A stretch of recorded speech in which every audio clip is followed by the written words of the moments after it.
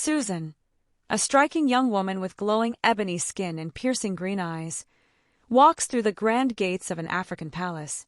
The lush gardens and intricate architecture take her breath away. She enters the royal throne room as a servant, wearing traditional attire, and is in awe of the high ceilings and golden accents. In the lavish royal study, she interacts with the Empress, a wise and graceful woman in her 30s, and shows her intelligence and quiet determination. Obinna, the royal guard dressed in regal military attire, watches Susan from a distance, suspicious yet intrigued. Their first meeting is tense as Obinna warns Susan about the palace's dangers, but she responds with confidence. The emperor notices Susan's beauty and intelligence from afar. At a lavish feast in the palace hall, Susan serves quietly in the background, while dancers entertain the guests. She stands in the palace courtyard, bathed in sunlight, with a serene yet calculating expression on her face. Susan prevents an attempted poisoning at a royal feast, cleverly saving Princess Adaora with quick thinking. The princess smiles warmly at Susan, expressing her gratitude. Meanwhile, Lady Amaka, the noblewoman betrothed to Obinna, plots in the shadows. The emperor watches Susan from his balcony, visibly enamored by her beauty and intellect. In a private conversation, Obinna and Susan begin to develop mutual affection, yet remain professional. Under the cover of darkness, Obinna and Susan steal moments together, their whispered conversations filled with unspoken longing.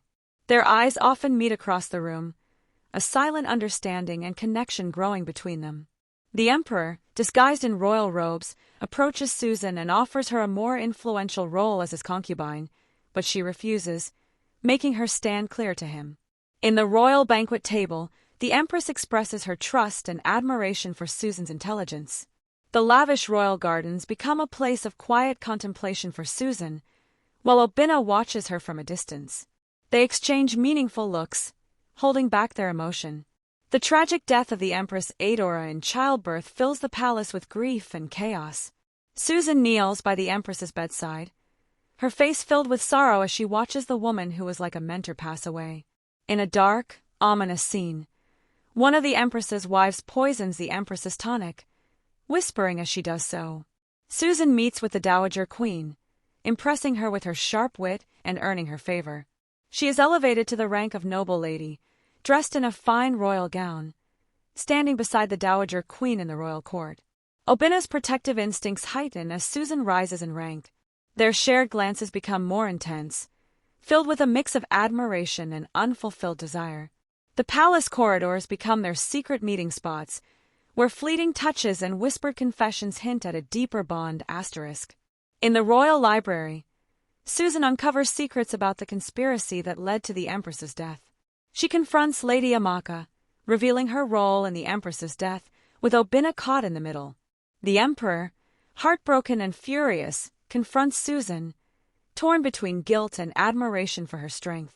In a dramatic palace scene, they have a fierce confrontation about loyalty, love, and the empress's memory. Susan looks out over the kingdom from a palace balcony, contemplating her next move. In a tense moment, Obinna stands behind Susan as she delivers the final blow to Lady Amaka's plan, while their eyes meet, filled with unspoken emotion.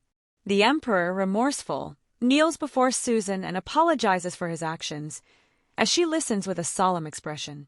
In the quiet of the night, Obinna and Susan share an intimate moment where they confess their love for one another, though Susan holds back, torn by her responsibilities. Their stolen kisses are filled with passion, yet tinged with the sadness of what cannot be. The king, with newfound respect for Susan, calls for a royal audience where she stands beside him as a noble figure. In the end, Susan chooses the emperor over Obinna, her heart torn but her loyalty steadfast. The palace courtyard, bathed in the golden light of dawn, sees Susan walking alongside the emperor, her role in the kingdom solidified. She stands tall and proud in her royal attire, wearing the crown of the new noble lady. Gazing out of a palace window at the kingdom, Susan reflects on the journey and choices that brought her here. Obinna stands alone in the palace courtyard, watching Susan leave, his heart aching but his respect for her growing.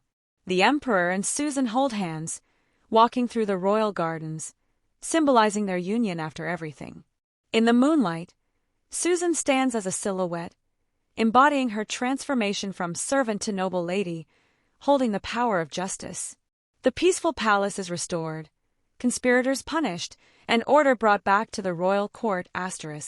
The Empress's portrait hangs in the royal hall, a symbol of Susan's loyalty and the justice she sought. The Emperor stands beside Susan, now fully in love with her, while Obinna watches from a distance, accepting the changes in his life. Finally, Susan holds a scroll of justice, symbolizing the balance of power she now holds in the kingdom, her expression calm but resolute.